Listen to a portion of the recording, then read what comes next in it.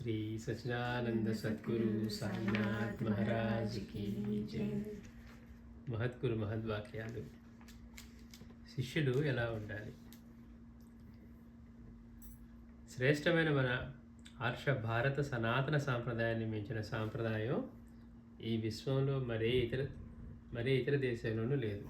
మనకున్నటువంటి ఈ సాంప్రదాయం, ఆ సాంప్రదాయంలో గురు శిష్య బంధానికి ఎంతో ప్రాముఖ్యత ఉన్నది.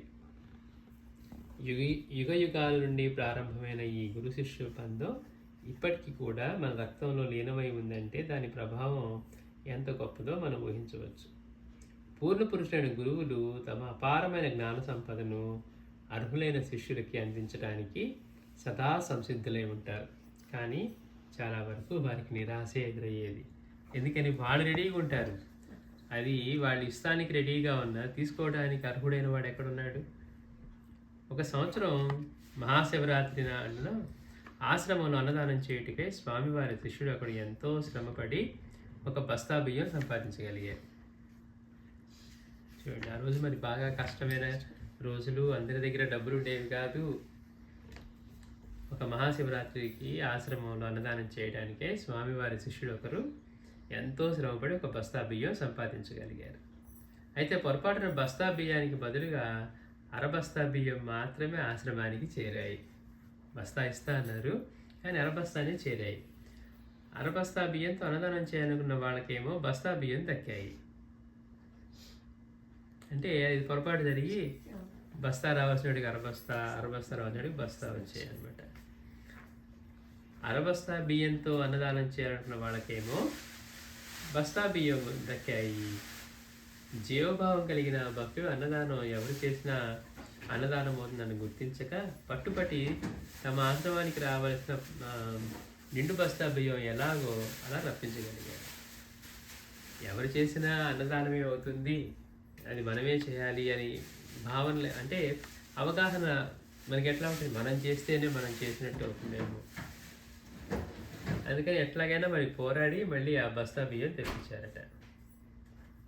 అయితే అందరూ తమ బిడ్డలేనని సమదృష్టి కలిగిన స్వామివారు అతని భావలోపానికి ఆవేదన చెంది, నీ భావం నాకు అర్థమైందిరా, కేవలం అన్నదానం చేయడానికే ఇక్కడికి రాలేదు మీ స్వామీజీ అంటున్నారు అన్నమాట. మీ భావం అర్థమైంది, కానీ కేవలం అన్నదానం చేయడానికే స్వామీజీ ఇక్కడికి రాలేదు. ఆ పని చేయడానికి చాలామంది ఉన్నారు. అలా అనుకుంటే అరణ్యం మధ్యలో కూర్చుని కూడా అడుగైనా కదపకుండా ఇంతకంటే ఘనంగా అన్నదానం జరిపించగలను. నాలోని సర్వ విద్యలు, సర్వశక్తులు, నా తపోశక్తితో సహా అన్నీ నా శిష్యులైన మీకు ధారపోసి నా అంతటి వాళ్లను చేయాలని వచ్చాను. నా వరకు నేను అనుగ్రహించడానికి సిద్ధంగా ఉన్నాను, కానీ వాటిని అందుకోవడానికి అర్హుడైన వాడు ఒక్కడంటే ఒక్క శిష్యుడు ముందుకు రావడం లేదు. బాబా కూడా అదే మాట అన్నారు, ఒక్కడు కూడా కనపడలేదు అని. అంటే ఆయన రాసులు అలా పోసుకొని కూర్చున్నా కానీ వచ్చేవాళ్ళందరూ గొంతెమ్మ కోరికలతో వచ్చేవారే, కానీ వారిస్తే స్వీకరించగలిగిన అర్హులు ఒక్కడు కూడా కనపడలేదట. ఆయనలాగా ఆయన గురువుని సేవించిన వాళ్ళు ఒక్కడు కూడా కనపడలేదన్నారు.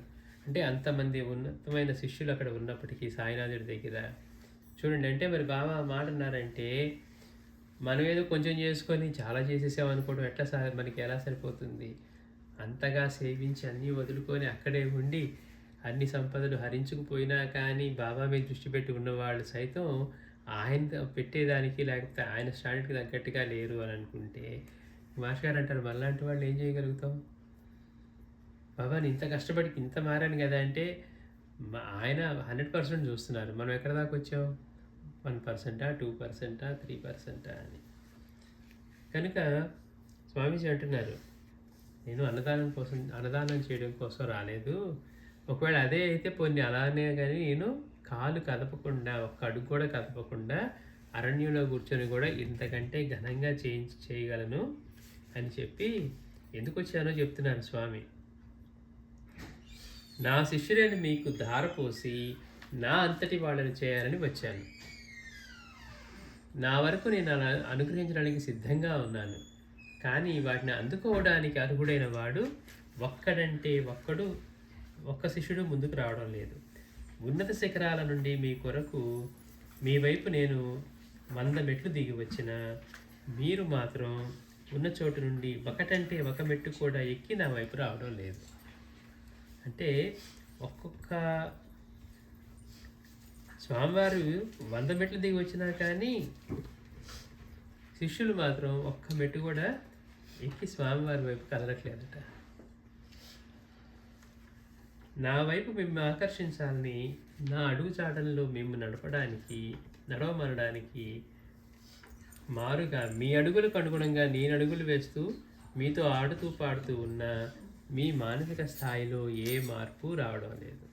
ఎందుకని మనం స్వార్థంతోనే జీవిస్తాం. స్వామివారిని ఎట్లా వాడుకుందాము, స్వామివారి వల్ల ఏం మేలు పొందుదాం అనుకుంటున్నామే కానీ స్వామివారు ఇవ్వదలిచిన దానికి, ఆయన చేయించదలిచిన దానికి కానీ మనం తయారవుదామని కానీ, సిద్ధంగా ఉందామని కానీ మనం పొరపాటును కూడా అనుకోకుండా కేవలం మనకు కావాల్సినవి స్వామివారి నుంచి ఏం పొందుదామని దగ్గరే ఉన్నాం. స్వామివారేమో మిమ్మల్ని నా అంతటి వారిగా చేయాలని చూస్తూ ఉన్నాను అంటున్నారు. నేను 100 మెట్లు దిగి వచ్చినా కానీ మీరు ఒక్క మెట్టు కూడా ఎక్కి నా వైపు రావడం లేదు అని చెప్తున్నారు. అంతేకాకుండా నా అడుగుజాడల్లో మిమ్మల్ని నడవమనడానికి మారుగా మీ అడుగులకు అనుగుణంగా నేను అడుగులు వేస్తూ మీతో ఆడుతూ పాడుతూ ఉన్న మీ మానసిక స్థాయిలో ఏ మార్పు రావడం లేదు. అంటే స్వామివారు అంతా దిగి వచ్చి వీళ్ళతో పాటు ఆయన నడుస్తూ ఉన్నా కానీ అక్కడికి మనం చూస్తూ ఉన్నాం. ఇప్పుడు చెప్తూ ఉన్నారు, ఒక బస్తా బియ్యం దగ్గరో, లేకపోతే అరబస్తా బియ్యం దగ్గరో, లేకపోతే చక్కెర దగ్గరో, ఇంకో దాని దగ్గరో, డబ్బు దగ్గరో, రకరకాలుగా. అంతేకాకుండా అందరూ కూడా అటువంటి స్వార్థపూరితంగా ఉన్నారే తప్పించి స్వామివారిలాగా వారు ఏం చేయదలుచుకున్నారు, ఎలా ఉండాలి అనే దాని గురించి ఆలోచించటమే లేదు. అందుకని మీ అడుగులకు అనుగుణంగా నేను అడుగులు వేస్తూ మీతో ఆడుతూ పాడుతూ ఉన్న మీ మానసిక స్థాయిలో మార్పు రావడం లేదు. జపతప హోమాలతో, నిరంతర మంత్ర సాధనతో మనసులోని మాలిన్యాలను తొలగించుకొని స్వార్థ సంకుచిత భావదాస్యం నుండి బయటపడి విశ్వ కళ్యాణం కోరే విశాల భావాలు పెంపొందించుకోవాలి. అంటే జపం, ఈ తపం ఇవన్నీ ఎందుకు చేయాలట అని చెప్తున్నారు. జప తప హోమాలతోటి, నిరంతర మంత్ర సాధనతో మనసులోని మాలిన్యాలను, మనలో ఉండే ఇంప్యూరిటీస్, మనసులో ఉండే వాటిని తొలగించుకొని స్వార్థ సంకుచిత, స్వార్థం అంటే ఏంటి, మనకే కావాలన్నీ, ప్రకృతిలో కనపడింది ఏదైనా మనకే కావాలి. మనకి ఎంత కావాలి, ఎక్కువ కావాలి. ఎంత కావాలి, వేరే వాళ్ళకంటే ఎక్కువగా కావాలి. అంతేకాకుండా సంకుచితమైన భావదాస్యం నుండి బయటపడి విశ్వ కళ్యాణం కోరే విశాల భావాలు పెంపొందించుకోవాలి. అలా చేయగలిగిన వారే కదా నేను అనుగ్రహించదలిచిన విద్యలను, శక్తులను అందుకోవడానికి అర్హులై ఉంటారు. స్వార్థంగా ఉండేవారికి అవి ప్రసాదించరు. విశ్వ కళ్యాణం కోసం, మిగిలిన వారికి మేలు చేయడానికి ఎప్పుడు సిద్ధంగా ఉండేవారి కోసం, అంటే తన గురించి కంటే మిగిలిన వాళ్ళు శ్రేయస్సు పొందాలని సాధన చేసేవాళ్ళు కానీ ఇట్లాంటివి, అలాంటి వారి కదా నేను ఇచ్చినవి పొందగలగడానికి అర్హులు అంటున్నారు స్వామి. ఎందరు శిష్యులు భక్తులు ఉన్నా అందరూ ఆ స్థాయికి చేరుకోలేదు కదా. ఎవరి సంస్కారాలు వారివి, ఎవరి పరిమితులు వారికి ఉంటాయి. కానీ అలాంటి అర్హతలు సాధించగలరు అని నేను ఆశించిన బహుకొద్ది మందిలో ఒకడివైన నీవు కూడా ఇలా అతి మామూలు వ్యక్తి వలె స్వార్థ సంకుచిత భావదాస్యం నుండి బయటపడుకుంటే నా ఆశ నెరవేరేదెలా అని స్వామి ఆవేదన చెందారు. అంటే శిష్యులంటే ఎలా ఉండాలి అనే దానికి స్వామివారు ఏం ఆశిస్తూ ఉన్నారో మన నుంచి, వారి నుంచి అటువంటి శ్రేయస్సు పొంది విశ్వ కళ్యాణానికి ఉపయోగపడాలి. మనం ఎంతసేపటికి స్వార్థంగా మనం స్వామి దగ్గరికి వెళ్ళాం, మన కష్టం తీర్చుకున్నాం, మన కోరిక తీర్చుకున్నాం, ఈసారి కష్టం వస్తే మళ్ళీ తీర్చుకుందాం, మళ్ళీ కోరిక తీర్చుకుందాం, ఇక్కడే ఉండిపోతామా? లేదు, వారు చెప్పినట్లుగా సాధన చేసి మనలోని మాలిన్యాలను తొలగించుకొని వారిచ్చేదానికి అర్హులమయ్యి విశ్వ కళ్యాణానికి పనికొచ్చేవారిగా తయారు కాగలమా అన్నిటిగా శిష్యులు ఉండాలి. అలాంటి వారు నాకు ఒక్కరు కూడా కనపడట్లేదు అంటున్నారు స్వామి అని చెప్తూ ఉన్నారు. ఈ భక్తుడితో చెప్తూ కూడా కనీసం నేను ఆశించిన బహుకొద్ది మందిలో ఒకటి నీవు కూడా ఇలా మామూలు వ్యక్తి వలె స్వార్థ సంకుచిత భావదాస్యం నుండి బయటపడకుంటే నా ఆశ నెరవేరేదెలా అని స్వామీజీ ఆవేదన చెందారు అని చెప్తున్నారు.